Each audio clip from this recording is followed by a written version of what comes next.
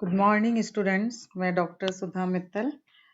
अपन ने नियोजन के बारे में जाना कि नियोजन क्या होता है, नियोजन की क्या प्रक्रिया है, नियोजन की विशेषताओं के बारे में देखा। आज अपन करेंगे नियोजन के तत्व या संगठक, कंपोनेंट्स और एलिमेंट्स ऑफ प्लानिंग। नियोजन के अंतर्गत कई तत्व सम्मिलित होते हैं। जैसे पहला जो इसका तत्व है, संस्था के उद्देश्यों को प्राप्ति के लिए नियोजन पर निर्भर करती है, तो इसके लिए कई प्रकार के तत्वों को सम्मिलित किया जाता है। कुंज ओडोनेल, थियो हेमन एवं जॉर्ज आर टेरी आदि विद्वानों ने नियोजन के संगठकों या तत्वों में अग्रलिखित तत्वों को सम्मिलित किया है। पहला, उद्देश्य, ऑब्जेक्टिव। उद्देश्य नियोजन का एक महत्वपूर्ण घटक होता है।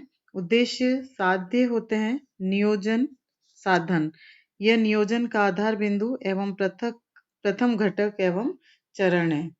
उद्देश्य लक्ष्य एवं प्रयोजन है जिन्हें संगठन निर्धारित अवधि में प्राप्त करने की इच्छा रखता है, और ये जैसे दो प्रकार के हो सकते हैं, सामान्य उद्देश्य एवं विशिष्ट उद्देश्य।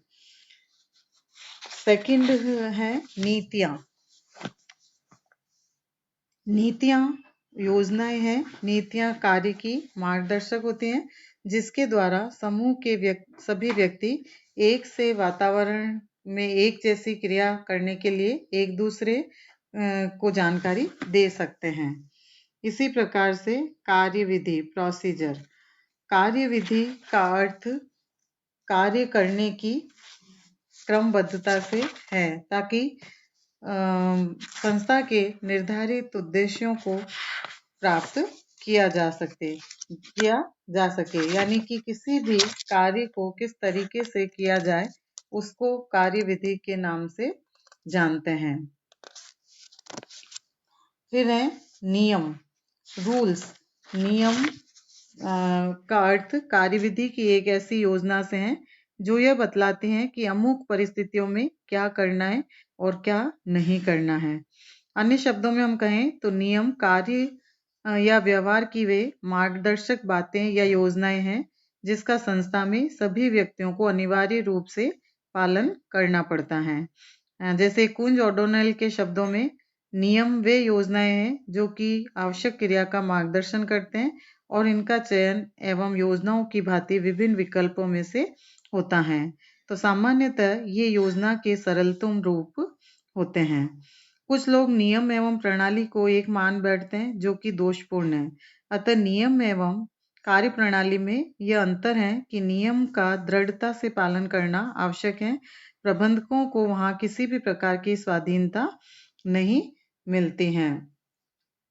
तो इस प्रकार से नियम वे योजनाएं हैं जो कि आवश्यक क्रिया का मार्गदर्शन करते हैं और इनका चयन अन्य योजनाओं की भांति विभिन्न विकल्पों में से होता है, और ये योजना बनाने के लिए आवश्यक रूप से इनका पालन करना चाहिए। नेक्स्ट है कार्यक्रम। कार्यक्रम दो शब्दों के योग से बना है, कार्य प्लस क्रम, जिसका अर्थ किसी कार्य को किस क्रम में किया जाएगा का निर्धारण करना होता है। अन्य शब्दों में किसी कार्य के प्रत्येक कदम की प्राथमिकताओं का निर्धारण किया जाता है। जैसे पहले कौन सा कार्य किया जाएगा, इसके बाद कौन सा कार्य किया जाएगा, एवं इसी प्रकार क्रम से कौन सा कार्य सबसे अंत में किया जाएगा। तो ये कार्यक्रम होता है। लुई से एलन के शब्दों में, कार्यक्रम एक उद्देश्य के प्राप्ति के लिए आवश्यक प्रयासों की श्रेणी है जो प्राथमिकता के क्रम में व्यवस्थित होते हैं।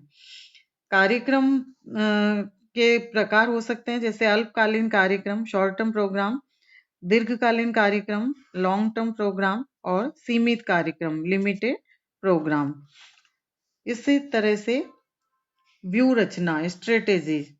व्यू रचना मोर्चाबंदी या रणनीति का तात्पर्य उस योजना से है जो संगठन को प्रतिस्पर्धी वातावरण में सफल बनाने के लिए बनाई जाती है।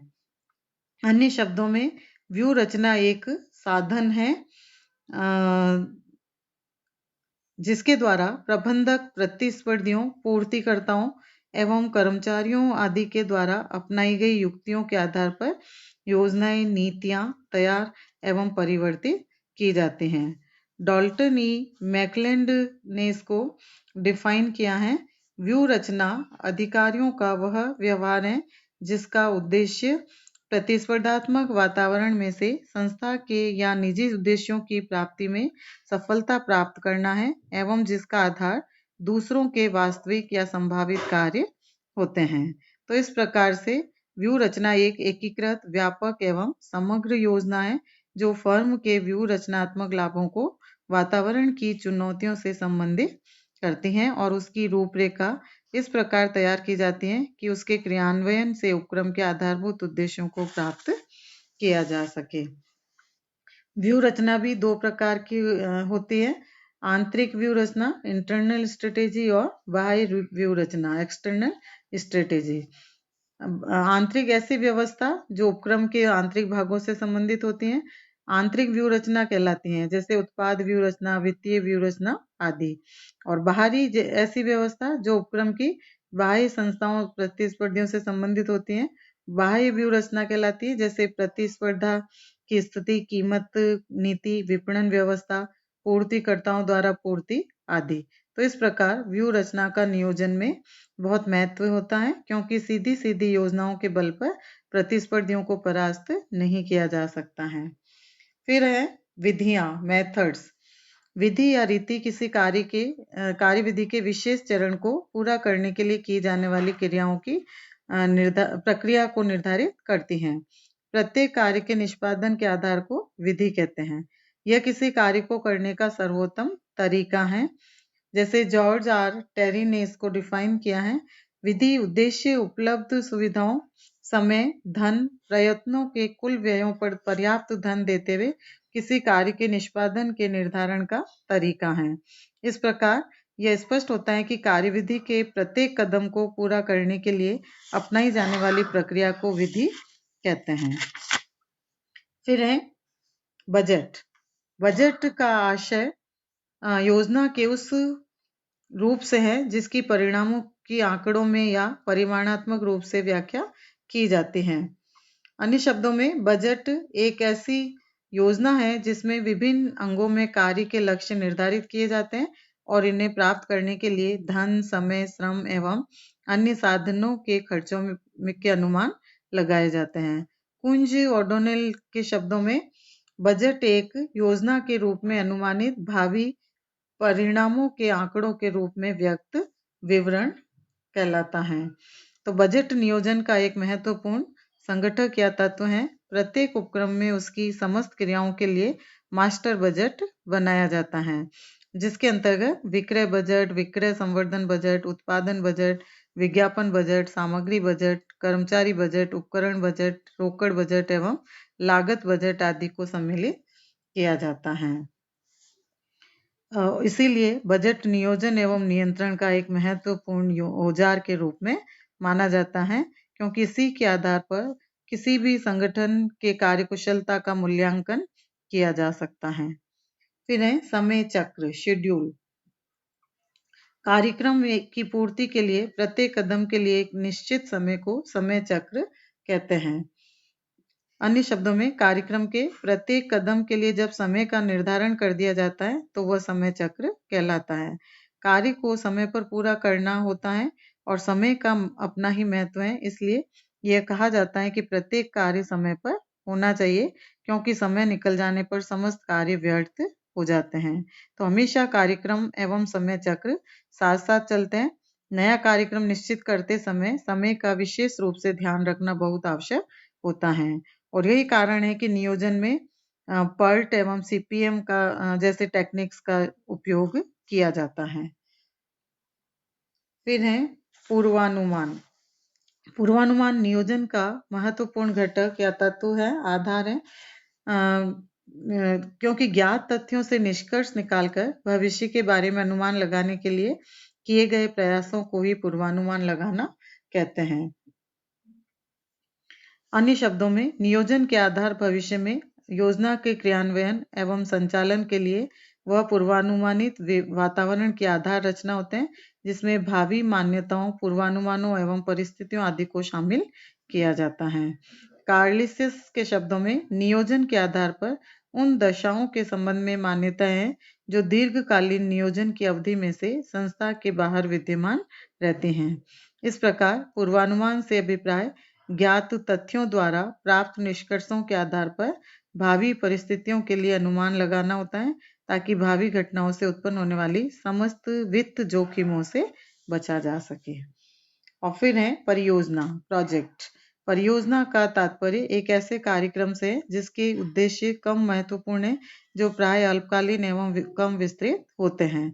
अन्य शब्दों में संसाधनों के विनियोजन के लिए कोई भी योजना अथवा योजना का अंश जिसका एक स्वतंत्र इकाई के रूप में उचित प्रकार से विश्लेषण एवं मूल्यांकन किया जा सके, वो परियोजना होती हैं। प्रबंध शब्दकोश में परियोजना निश्चित समय में एक विशिष्ट उद्देश्य की प्राप्ति के लिए योजना के अनुसार क्रियान्वित किया जाने वाला एक विनियोग है, जो उद्देश्य की प्राप्ति पर बंद हो जाता है। इस प्रकार परियोजना स्पष्ट उद्देश्यों की प्राप्ति के लिए एक विशिष्ट कार्य है, जिसके क्रियान्वयन हेतु कुछ समय एवं संसाधनों की आवश्यकता होती है। इसका पहले से ही एक स्वतंत्र इकाई के रूप में नियोजन एवं मूल्यांकन किया जा सकता है। इसी प्रकार एक इसका आवश्यक जो तत्व है वो है प्रमाप, स्टैंडर्ड। प्रमाप का अर्थ मानक से है, जिसके आधार पर कार्य के निष्पादन का मूल्यांकन किया जाता है, और यह किसी भी कार्य का वह आदर्श स्तर है जिसकी कार्य करने वालों से उस स्तर पर निष्पादन करने की अपेक्षा की जाती है। तो जॉर्ज आर टेरी के शब्दों में मापदंड अथवा संदर्भ स्तर के रूप में प्रयुक्त करने हेतु प्रमाप मापन की एक इकाई है। तो ये सारे तत्व नियोजन के अंतर्गत पाए जाते हैं, और इन घटकों को और तत्वों को ध्यान रखते हुए नियोजन का कार्य सफलतापूर्वक क्रियान्वित किया जाता है। Thank you.